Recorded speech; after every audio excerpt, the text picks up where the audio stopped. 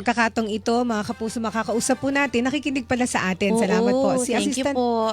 Si Assistant Secretary Albert Domingo ng na tagapagsalita po ng Department of Health. Magandang umaga po sa inyo, ASEC. Good morning, Asek. Good morning, Nympha and Isa. Saktong-sakto kasi tuwing linggo pagkasimba kayo pinapakinggan ko lagi. Wow, thank you so much po. Salamat po. Ayun, ASEC, ano yung particular na gusto nyong reaksyonan po dun sa sinabi ni Senator Gatchalian? Gatchalian. Particular po dun sa MAIFIP, ano po? Yes, oo. Simulan ko na parang pasasalamat. Tama yung sinabi ni Senator Gatchalian, ni Senator Win, na ang ganda po ng coordination mula dun sa kanila, sa Kongreso at Senado, tsaka sa Ehekutibo. At dito sa usapang MAIFIP, pati ni rin PhilHealth, tsaka yung HFEP, at iba pang mga health line items, maganda po yung coordination sa Department of Health. Ang pinaka-importante dito ay kaya bang gawin. At Yes. totoo yung sinasabi nila sa Senado, sa BICAM, na inaalis talaga yung GL. Ayaw talaga ng DOH sa guarantee letter. Yung narinig ko nga yung sinabi niya, doon ako nag-text sa inyo, nag-react ako na sinabi niya, dapat kasi padaliin ng DOH yung proseso. Tama po yun. Kaya yun yung panukala na sinubmit namin sa Senado, yun po yung nag-circulate po tayo ng kopya, pero October pa ho, na-receive ng Senado, no? Yung zero balance billing expansion to local government units.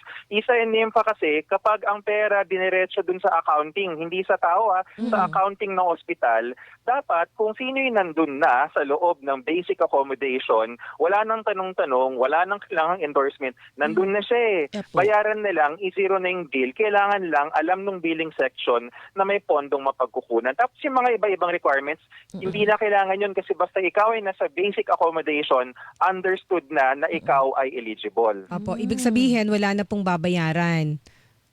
Yes. At saka hindi lang yun, wala nang requirements. Wala nang Kasi requirements pinili mo na din. Pag pinili mo na yung ward, pinili mo yung basic accommodation, alam na ng sistema na ang budget mo hanggang dyan lang at Apo. tutulungan ka na. Parang sa airplano yan Pag ikaw ay sasakay sa airplano, dapat pareho lang naman ng piloto, pareho lang yung katawan ng airplano. Papapiliin ka. Anong upuan ang gusto mo? Economy, premium economy, business class, or first class? Pag pinilit po natin yung first class, hindi ka naghihirap, mukhang may pera ka yata. Hindi ka dapat ibig sabihin eligible kasi- dun sa subsidy. Ka- Pero kabila pag bagay pinili po- mo yung economy, dun na yun. Yung ibig sabihin po, kasi ang nakagisnan ko pong tawag doon sa libreng accommodation sa government hospital, charity ward. Pero pagka nag-private ka na o semi-private na, may bayad ka na. Kasi, kaya mo... Tama. Opo. Oo, inaalis na nga natin yung termino na charity kasi sa totoo lang, ang nagbabayad para dun sa mga pupunta dun sa basic accommodation ay ang ating kapwa Pilipino. Yan ho yung tinatawag na sa technical terms cross-subsidization, pwede rin tawaging welfare. Sa madaling salita, paluwagan. Kapwa Pilipino ang nagbabayad. Dalawa ang pinanggagalingan at natutuwa rin po kami na talagang inintindi talaga nila Senator Win at ng kanilang staff na hindi kasi simpleng yan ilagay mo sa isang kahon na ang pangalan ng kahon na ay PhilHealth, ilagay mo sa kabilang kahon na ang pangalan ni MAIFIP. Hindi ko Lahat ng mga kahon na yan ay tinitimpla. At pag sinabing timpla, hindi yung timplang politiko. Yung timplang technical na habang pinapataas ng PhilHealth ang kanyang benepisyo, habang pinapaikli ng PhilHealth yung turnaround time ng bayaran niya sa mga ospital, ay kailangan meron pa ring sasalo dun sa tinatawag na out of pocket at dun kukuhanin yun sa MAIFIP. Pero wala ng GL. Opo, Asek Domingo, kasi po nung nakalipas na linggo, ang kausap namin si Senator Panfilo Lacson, and kung di po ako nagkakamali,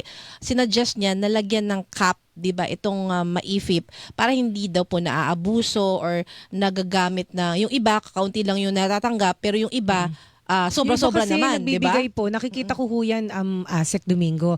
Merong senator na magre-refer for MAIFIP ng 10,000, yung iba 3,000, merong 20,000, meron nga daw nag-i-issue 300,000, 400,000. Oo. Alam mo, diretsong yun na namin mula sa DOH, no? Andiyan kasi yung kultura ng utang na loob ito yung mahirap dyan na hindi yung cash yung hinahabol Ang hinahabol dito is sino ang tatanungin ng utang na loob. At dapat ang utang na loob ay isa lamang. sa taong bayan. Dahil budget ng bayan yan eh. Kapwa Pilipino ang tumutulong sa kapwa Pilipino. Hindi dapat sinasakyan ng kahit na sino man. So importante yun sa amin. Kaya ang proseso pinapadali. Yung mga referral letter, guarantee letter, dapat nga po hindi na ho dumadaan sa opisina ng politiko. Kung matutuloy ho yung panukala at narinig ko nga na may mga panukala sila Senator Lacson, maraming salamat po.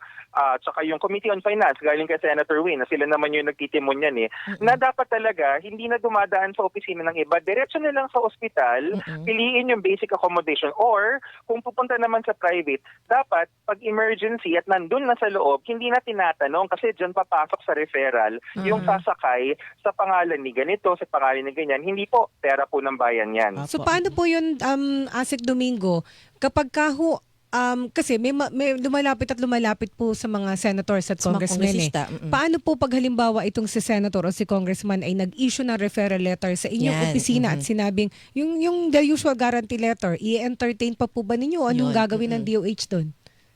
Una sa lahat po, magdedepende yan kung ano yung narinig ko. Ang ganda ng pagkasabi ni Senator Win, no, yung parang anti-political interference na provision na ilalagay ni Senator Lacson. So nakaabang din kami kung paano yung wording niyan. Kasi kung paano yung salita doon sa batas, sa special provision, yun ang sasandigan ng Department of Health. Siyempre, di namin pwedeng puntahan yung mga boss rin namin yan, mga congressman saka mga senador, di ba? Legislatura, power of the purse. Takot lang namin, no, na baka makamiya sabihin, DOH, ganyan-ganyan. So, yan yung balance. So, aantayin namin mula sa kanila, ano ba ang instructions ninyo? At yun ang lalabas dun sa special provision. Now, pag nakalagay na yung, at sana'y matuloy, yung tawagin natin, anti-EPAL provision na gustong ilagay ni Senator Lacson. And then, pwede namin sabihin yun, Sir, Ma'am, Boss, kasi sumusunod lang ko kami sa batas. Ayaw ko ng kapwa senador niyo, kapwa congressman niyo naglagay niyan. Mahalaga ho sa amin yun. Kasi sa totoo lang, Nympha at Isa, mga mga Senate at kayo, diba? Congress reporters. Behind the scenes yung mga usapan eh. At hindi illegal yun ha. Ibig sabihin lang behind the scenes, kapag nag-suspend yung mga session, dyan papasok yung pressure. Sasabihin, pagbibigyan mo ba kami o hindi? Kasi kung hindi, may expose kami. Ilalabas namin yung ganito. Babatikiusin namin kayo, ganyan. Pahirapan kayo sa budget wala akong hearing. pinapangalanan po ha. Hindi ko sinasabi, ginagawa ng lahat. So, bato-bato sa langit, ang tamaan, wag kong magagalit dahil wala akong pinapangalanan. Pero Asek Domingo, sa palagay niyo po, ano po yung magiging hamon sa implementation? Kasi nabanggit po kanina ni Senator Gatchalian na ginawa na ng Kongreso yung kanilang panig dahil nga po sa paglalatag ng pondo, yung implementasyon nasa ahensya na po gaya po sa inyo sa DOH. Tama po yun. Sang-ayon po kami. Hindi ko naman mo sa binabalik kay Senator Win, no? Pero syempre, ang implementasyon ay susunod sa patakaran, ay susunod dun sa rules or guidelines. So, uli, yung sinabi nga ni Senator Win, at natutuwa ako, ang galing talaga ng leadership ni Senator Win, na magkakaroon ng active coordination ng Enero. Ibig sabihin, of course, syempre, medyo maingat tayo, no? Kasi meron pa rin, let's not forget, may Supreme Court ruling, Delhica versus Executive Secretary Ochoa, 2013, na nagsasabi na pag natapos na ang GAA, dapat hindi na nangingialam ang mga legislators. Pero, pwede silang magkaroon ng oversight. Yan ang maganda dyan eh. Naiintindihan talaga, kaya kami po natutuwa kay Senator Win dahil nabubuo ngayon yung litrato at naririnig, alam niyo, sobrang transparent, biriin niyo, programa niyo pa, no, sa DSWB, ang nagiging, nakikita niyo yung reaksyon, naririnig ng mga kapuso na ito ang perspektibo ng legislatura, ito naman yung perspektibo ng ahensya na magpapatupad. Napaka-transparent, napaka-coordinated. Ano po yung reaksyon niyo sa mga grupo na nagsasabi, hindi, dapat i-abolish na lang, buwagin na lang yung maifip?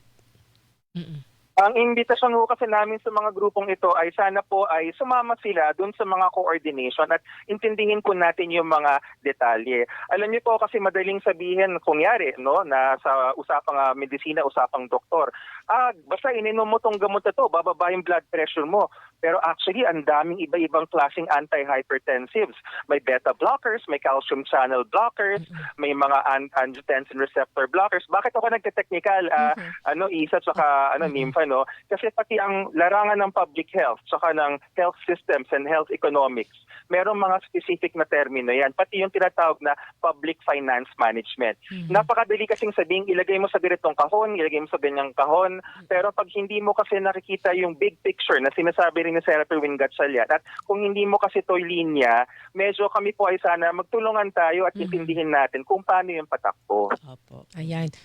Asek, maraming salamat po sa inyong mga paliwanag at salamat po at kayo yung nag-volunteer na magbahagi ng information para Yes. makumpleto ng Oo, mga para may kababayan panig natin din yung ng picture, di ba? DOH, Mas di ba? maintindihan natin. Salamat po, sir. Thank you Yes, so yes. much po. Merry You're always Christmas. Hilingan, walang pinopro.